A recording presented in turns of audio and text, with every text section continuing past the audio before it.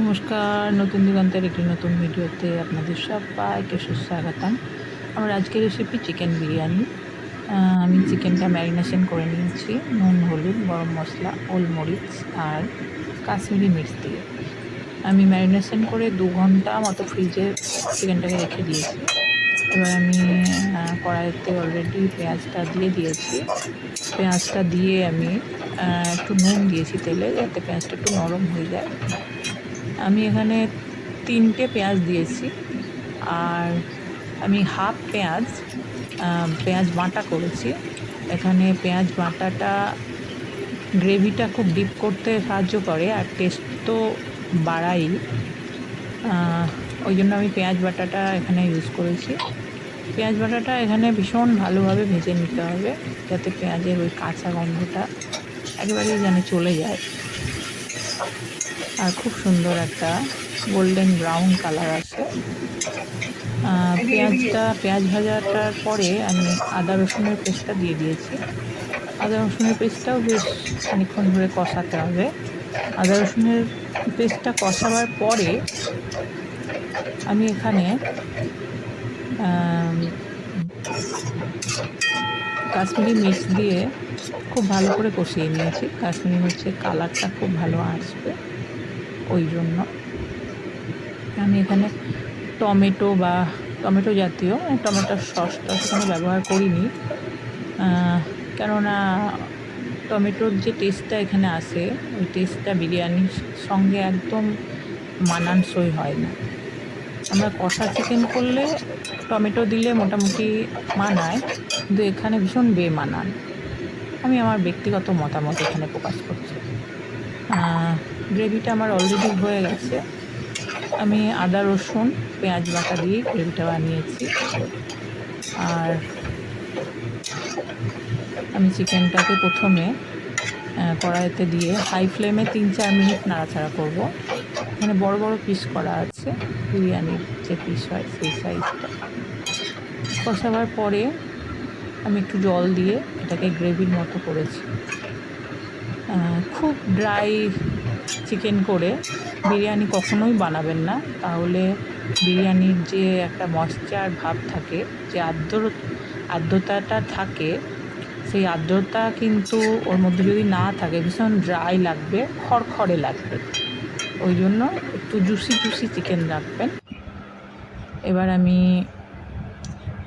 চালটাকে এখানে 1 ঘন্টা ভিজিয়ে রেখে একটা তার জালির ঝুড়িতে ছেঁকে নিয়েছি, আর ডেকচিতে জল গরম হতে দিয়েছি। সমস্ত বিরিয়ানির যে মশলা, বড় এলাচ, স্টার ফ্লাওয়ার, জায়ফল, জয়িত্রী, এলাচ, দারচিনি, সমস্ত মশলা, ছোট ছোট মশলাগুলোকে আমি এরকম কাপড়ের পুঁটুলির মধ্যে দিয়েছি, আর বড় কতগুলোকে জলেই ছেড়ে দিয়েছি। আমি দুধের মধ্যে জাফরান ভিজিয়ে নিয়েছি। জলটা যখন প্রচণ্ড ফুটে উঠবে, তখন ওর মধ্যে 2-4 চামচ লবণ অ্যাড করে আমাকে চালটা এই জলের মধ্যে আমি ছেড়ে দেবো। আর খুব ভালো করে লক্ষ্য রাখবেন যে চালটা যেন কোনোভাবেই গলে না যায় বা 100% বয়েল না হয়ে যায়। চালটা কিন্তু এখানে 80% বয়েল হবে, অনলি 80%, মানে একটু শক্ত থাকবে। খুব পরিষ্কারভাবে বলতে গেলে একটু শক্ত থাকবে। সবার পক্ষে তো এরকম পার্সেন্টেজ বোঝা সম্ভব নয়, ওই জন্য এখানে একটু শক্ত রাখবেন ব্যাপারটাকে।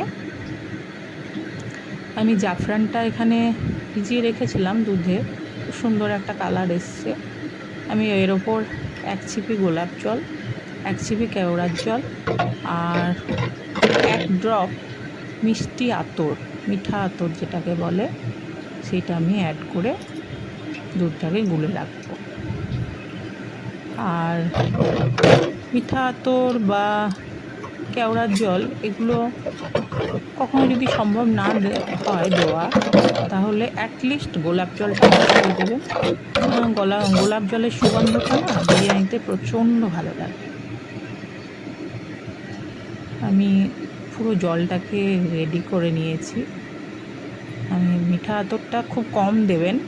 আমি এখানে অনলি 1 ড্রপ, 1 ফোঁটা করার জন্য আমি এখানে একটু টাইম নিলাম। একটি ফোঁটা, যাতে খুব বেশি পড়ে না যায়, ওই জন্য।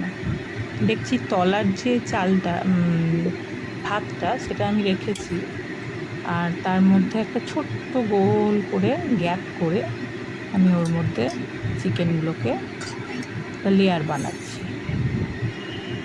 আমি খুব বেশি লেয়ার বারবার করব না, যেহেতু আমি একটু কম পরিমাণেই বানাচ্ছি। আমি তলায় একটা রাইসের একটা আমি লেয়ার দিয়েছি, তার উপর চিকেন দিচ্ছি উইথ গ্রেভি।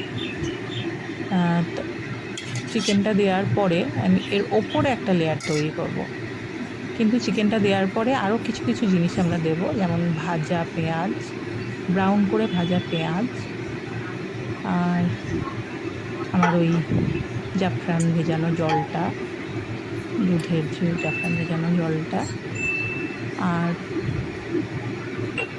একটু গরম মশলা, আর একটুখানি লবণ। কেননা চালটা আমরা যখন ঢেলে নিই ভাতটা, তখন নুন স্বাদটা চলে যায়। এইভাবে আমরা রেডি করব। ওপরে আমি চিকেন তো একটা লেয়ার দিয়েছি, ওই জন্য ভাতটা দেওয়ার পরে আমি এখানে গ্রেভি, লবণ, জাফরান ভেজানো জল আর ভাজা পেঁয়াজটা আমি এর মধ্যে ছড়িয়ে দেব। আর পুদিনা পাতা এখানে এক গোছা আমি দেবো, মানে ফ্লেভারের জন্য। এরকম গাছের মতো গাছ লাগিয়ে দেবেন বিরিয়ানির মধ্যে, এটা পুদিনা পাতার গাছ। আর এইভাবে একটা কাপড় প্রথমে রেডি করবেন, একটা চৌকো কাপড়, আর তার উপরে ঢাকনাটা দেবেন। ওতে কি হয়, যখন আমরা ওটাকে দমে রাখি, জলটা বাষ্প হয়ে নিচে পড়ে যায় বিরিয়ানিতে, ওতে বিরিয়ানিটা থকথকে হয়ে যায়, বাজে হয়ে যায়। ওই কাপড়টা, ওই বাষ্পটা যেটা উঠবে ওপরে, ওটাকে টেনে নেবে, ফলে আমাদের বিরিয়ানিটা ভীষণ ঝরঝরে সুন্দর থাকবে। এরকম একটা তাওয়ার ওপরে, ননস্টিক, একটা পুরনো ননস্টিক তাওয়ার ওপরে আমি বিরিয়ানির যে ডেকচিটা ওটা চাপিয়ে ওই কাপড়ওয়ালা থালাটা ঢেকে আমি সিল দিয়ে চেপে রেখে 15 মিনিট দমে দিয়েছিলাম।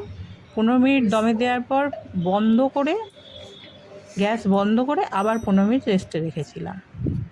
আমি ঘিও দিয়ে দিয়েছি। এবার আমার বিরিয়ানি রেডি।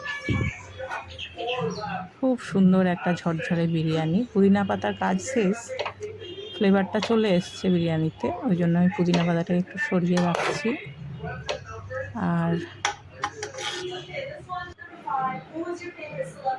আমার বিরিয়ানি রেডি। আপনাদের কেমন লাগলো অবশ্যই জানাবেন। ভালো লাগলে ভিডিওটি শেয়ার করবেন আর চ্যানেলটিকে সাবস্ক্রাইব করবেন। নমস্কার।